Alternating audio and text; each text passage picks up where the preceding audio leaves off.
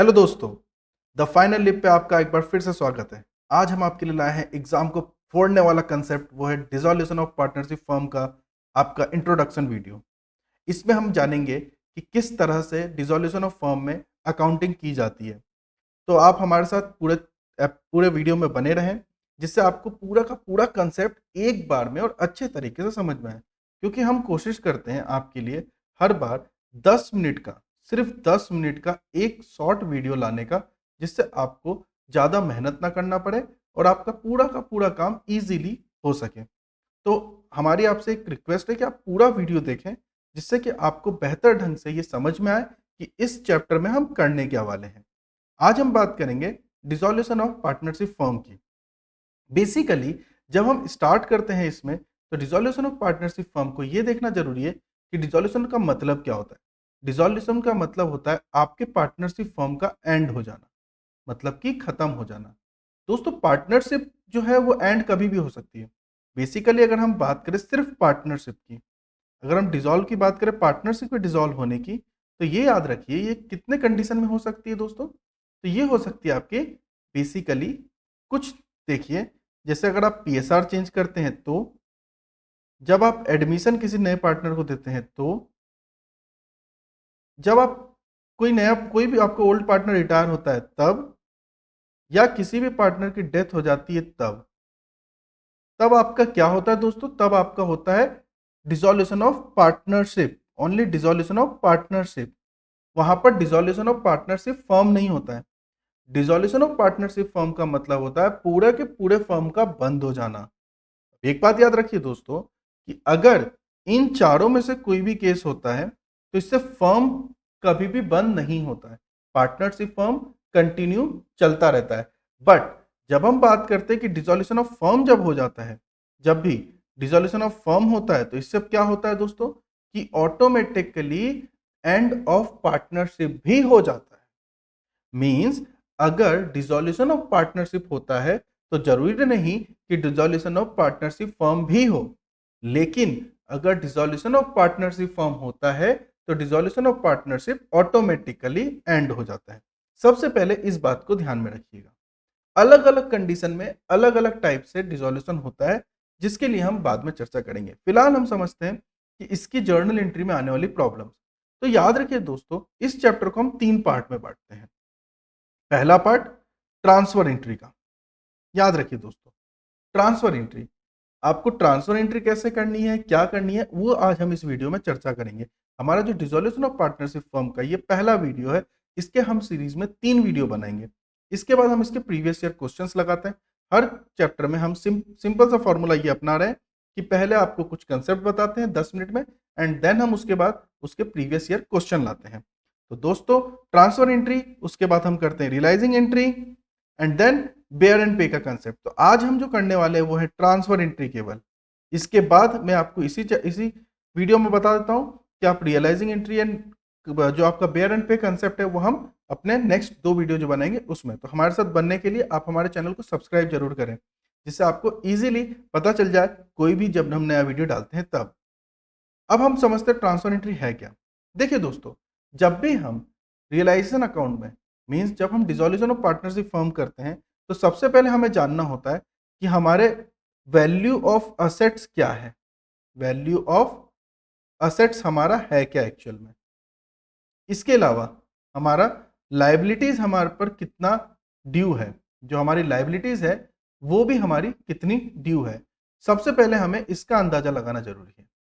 इसीलिए हम realisation account की मदद से बेसिकली जो हमारे जितने भी असेट्स एंड लाइबिलिटीज हैं उनको हम ट्रांसफर करते हैं। लेकिन दोस्तों, इसमें एक छोटी सी बात आप याद रखिए कि आपके बैलेंस शीट में जो दिया हुआ है, आपके जो बैलेंस शीट में दिया हुआ है, उसमें 4 आइटम ऐसे हैं। बेसिकली 3 आइटम मैं बात करूंगा पहले, और चौथा बैलेंस शीट के बाहर का आइटम। 3 आइटम ऐसे हैं जिनको कभी भी ट्रांसफर एंट्री में इंक्लूड नहीं किया जाता है। I am talking about 3 those items which are not part of the transfer entries of realization account. इस बात का ध्यान रखिए, अदरवाइज वो आपको बहुत तकलीफ दे सकता है। सबसे पहला होता है आपका कैश एंड बैंक अकाउंट। जब भी कभी आपको बैलेंस शीट में कैश एंड बैंक दिया हो तो आप उसको ट्रांसफर एंट्री में इंक्लूड नहीं करेंगे। दूसरे में हम बात करें तो दूसरा होता है पार्टनर्स कैपिटल अकाउंट। जब भी पार्टनर्स का कोई कैपिटल अकाउंट दिया हो या करंट अकाउंट दिया हो, या तो पार्टनर्स का कैपिटल अकाउंट या करंट अकाउंट दिया हो, तो उसको भी हम रियलाइजेशन अकाउंट के ट्रांसफर एंट्री में इंक्लूड नहीं करेंगे। Third one is partners loan account. जब भी इस तरह से क्वेश्चन कोई भी दिया हो तो हम उसको भी इंक्लूड नहीं करेंगे। इस बात का दोस्तों आप अच्छे से ध्यान रखिए। इसके अलावा एक चौथा आइटम और होता है जिसे हम कहते हैं unrecorded assets and unrecorded liabilities. Unrecorded assets and unrecorded liabilities. देखिएगा दोस्तों, unrecorded assets and unrecorded liabilities, ठीक है। इन चार आइटम को हम कभी भी इंक्लूड नहीं करते हैं। इसके अलावा जितने भी आइटम होते हैं उन सभी को हम ट्रांसफर एंट्रीज में इंक्लूड करते हैं। लेकिन उसके अलावा भी हमारे पास कुछ चीजें हैं, जैसे आप समझिए हम करेंगे क्या। सबसे पहले क्या करना है हमें, तो सबसे पहले हम ट्रांसफर करेंगे किन चीजों को, तो ट्रांसफर करते हैं हम उन चीजों को जो हमारे लिए जरूरी है। जैसे सबसे पहले ट्रांसफर ऑफ असेट्स। सबसे पहले दोस्तों हम क्या करने वाले हैं, ट्रांसफर ऑफ असेट्स करने वाले हैं, राइट। तो ट्रांसफर ऑफ असेट्स होगा कैसे उसको ध्यान देते हैं। चलिए दोस्तों, सबसे पहले ट्रांसफर ऑफ असेट्स समझते हैं। तो ट्रांसफर ऑफ असेट्स की सिंपल सी एक जर्नल एंट्री होती है। अब यहां पर जो आपके जितने भी असेट है उनको आप ट्रांसफर कर रहे हैं, मींस आपका असेट्स जो है वो कम हो रहा है। और वो जा कहां रहा है, तो वो जा रहा है आपका रियलाइजेशन अकाउंट में। तो एंट्री क्या बनेगी आपकी, realisation account debit, realisation account debit to assets account, to assets account being sundry assets transferred to realization account।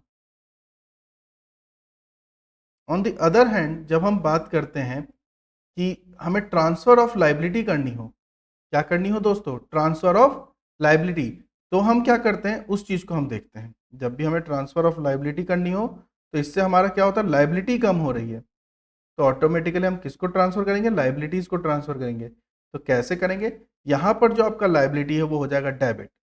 तो क्या हो जाएगा आपका, sundry liabilities account debit to realisation account, realisation account. So यहां पर क्या हो गया, being liabilities transferred to realisation account. Clear है दोस्तों, याद रहे ट्रांसफर ऑफ असेट्स की एंट्री इस तरह से होगी, ट्रांसफर ऑफ लाइबिलिटीज की एंट्री ऐसे होगी। अगर आपको इससे सिंपल और समझना हो तो कुछ बातों का और हम ध्यान रखते हैं। उन बातों में क्या होता है दोस्तों, उन चीजों में हम क्या करते हैं कि जब भी आपको, मान लीजिए आपको एक बैलेंस शीट दिया हो, आप मान लीजिए आपको एक बैलेंस शीट दिया हो और उस बैलेंस शीट में आपको कुछ इस तरह से दिया हो, जैसे क्रेडिटर्स, बिल्स पेबल और असेट साइड मान लीजिए क्रेडिटर आपको 50,000 है और बिल्स पेबल आपके मान लीजिए 30,000 है। और ऐसे आपको दिया हो फर्नीचर, डेटर्स, इसके अलावा आपको मशीनरी, इस तरह से आपके डिफरेंट डिफरेंट अमाउंट दिए हो। लाइक जैसे ये दिया हो आपको 40,000, या आपको दिया हो 30,000, या आपको दिया हो 50,000, इस तरह से आपको दिया है। तो आपको क्या करना है, असेट्स जितने भी हैं, आपके जितने भी असेट्स वाले कॉलम है, उनको आप क्या करेंगे, ये असेट्स की जब ट्रांसफर करेंगे तो आप सबसे पहले इस तरह से एंट्री बनाएंगे, realisation account debit to asset account. तो आप सारा असेट का अमाउंट को टोटल कर दीजिए जितना भी हो रहा है। लाइक जैसे 40, 30, 70, 50, 1, 20 मीन्स आपकी जो एंट्री बनेगी वो कुछ इस तरह से बनेगी। सिंपल सी बात है, realisation account debit, realisation account debit to assets या टू सन्ड्री असेट्स कर दीजिए, कोई दिक्कत नहीं है। To sundry assets account, total amount आ जाएगा आपका 1,20,000। आप टोटल करके डायरेक्ट लिख सकते हैं, चाहे तो अलग अलग भी लिख सकते हैं।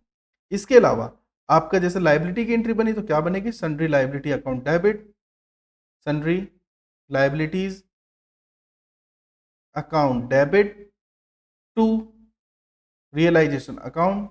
आप इस तरह से इसको ट्रांसफर कर लेंगे सारे। यहां पर कितना कर लेंगे आप, सीधा सीधा 80,000 एंड 80,000 आपका रियलाइजेशन अकाउंट में भी ट्रांसफर हो जाएगा। आई होप आपको यहां तक बातें समझ में आएंगी। लेकिन इसमें एक छोटी सी बात याद रखिए, जो है रिजर्व को लेके। रिजर्व को लेके हमने हाल ही में एक शॉर्ट्स बनाया, आप जाके वो जरूर देखिए, जिससे आपको पता चले कि रिजर्व का ट्रीटमेंट डिसोल्यूशन में होता कैसे है। जैसे रिजर्व आपके पास है तो इसमें दो रिजर्व होते हैं, एक होता है आपका जनरल रिजर्व, स्पेसिफिकली देखिए आप, एक होता है जनरल रिजर्व और एक होता है स्पेसिफिक रिजर्व। ठीक है दोस्तों, स्पेसिफिक रिजर्व की स्पेशली बात है, इसको तो आप डायरेक्टली क्या करेंगे, ओल्ड रेशियो में बांट दीजिए अपने जितने भी पार्टनर हैं उनके बीच में, ओल्ड रेशियो में। लेकिन इसमें आपके पास दो चीजें होंगी, एक आपके पास होगा वर्कमैन कंपनसेशन रिजर्व और एक होगा आपके पास इन्वेस्टमेंट फ्लक्चुएशन रिजर्व। तो वर्कमैन कंपनसेशन में जितना आपको क्लेम दिया हो, जितना आपको क्लेम दिया हो उतने अमाउंट से आप उसको ट्रांसफर कर दीजिए। क्लेम के अमाउंट को ही आप केवल ट्रांसफर करेंगे किसमें, तो वो आप ट्रांसफर करेंगे केवल रियलाइजेशन अकाउंट में, वही अमाउंट केवल ट्रांसफर होगा रिजर्व का। रेस्ट अमाउंट जो बचेगा वो आपका हो जाएगा पार्टनर्स कैपिटल में क्रेडिट। आईएफआर में आपको सिर्फ चेक करना है क्या बैलेंस शीट में इन्वेस्टमेंट दिया हुआ है या नहीं दिया हुआ है। अगर दिया हुआ है, अगर दिया है तो आपको क्या करना है, आपको सीधे सीधे उसको ट्रांसफर कर देना है रियलाइजेशन अकाउंट में। और अगर नहीं दिया है तो आपको उसे पार्टनर्स कैपिटल के ओल्ड रेशियो में बांट देना है। इसका आप एग्जांपल एक समझ सकते हैं, सीधा सीधा आप एग्जांपल समझिए इसका सीधा कैसा है, कि मान लीजिए आपको बैलेंस शीट में वर्कमैन कंपनसेशन 50,000 रुपए दिया है एंड आईएफआर भी आपको दिया हुआ है कुछ 80,000 रुपए। यहां पे आपको इन्वेस्टमेंट दिया है 3 लाख का। ठीक है दोस्तों, और यहां पे आपको एक एडजस्टमेंट में बोल दिया है that claim of workman compensation, claim of workman compensation is ₹30,000।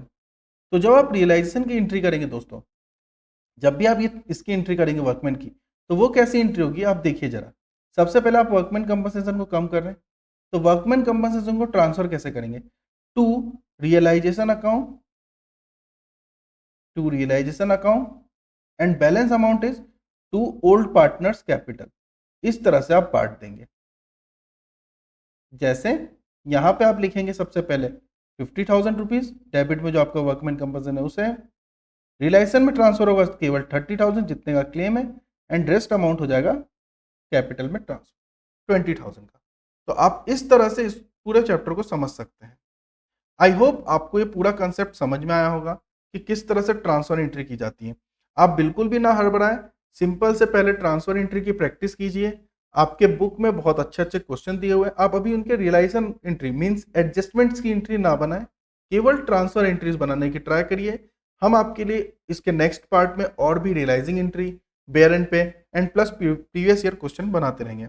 हमने इसके अलावा भी कुछ प्रीवियस ईयर क्वेश्चन बनाए हुए हैं, प्रीवियस ईयर क्वेश्चन के चैप्टर्स हमने बनाए हुए, तो आप से एक सिंपल सी बात है कि आप जाके वो देखिए कि कैसे प्रीवियस ईयर क्वेश्चंस है, कैसे उसमें सीएफएस सॉल्व किया गया है, कैसे उसमें कंपनी सॉल्व किया, कंपनी के शेयर कैपिटल स्पेशली सॉल्व किया गया है। और इसके अलावा मेरी आपसे एक बहुत ही हम्बल रिक्वेस्ट है, अगर आपको कोई टॉपिक नहीं आता है, किसी भी टॉपिक में किसी भी चैप्टर में कोई प्रॉब्लम है, तो आप नीचे कमेंट में हमें बताएं कि आपको कौन सा चैप्टर पहले पढ़ना है, जिससे हम ईज़िली क्या कर सकें, जिससे ईज़िली हम आइडेंटिफ़ाई कर सकें कि किन स्टूडेंट्स को किन की रिक्वायरमेंट है। आप कमेंट ज़रूर करें, इससे हमें पता चलता है कि आपको कितनी रिक्वायरमेंट है। और आप इस अगर आपको वीडियो पसंद आ रहा है तो आप लाइक करिए। और बहुत सारे स्टूडेंट को रिक्वायरमेंट है, ये कंट्री बहुत बड़ा है तो उसके हिसाब से रिक्वायरमेंट भी बहुत है। तो आप ये वीडियो को शेयर करें जितना हो सके अपने दोस्तों के बीच, ताकि उनकी हेल्प हो सके। और इतना याद रखें कि अगर आपको करना हो तो आप हमें फॉलो कर सकते हैं इंस्टाग्राम पे। हमारा इंस्टाग्राम चैनल आईडी सेम नाम से, बस इसके आगे 10 लगा दीजिए। सेम आईडी से हमारा इंस्टाग्राम आईडी है, तो आप हमें वहाँ पर भी फॉलो कर सकते हैं। आज के लिए इतना ही। थैंक यू और try to keep learning. Thank you so much.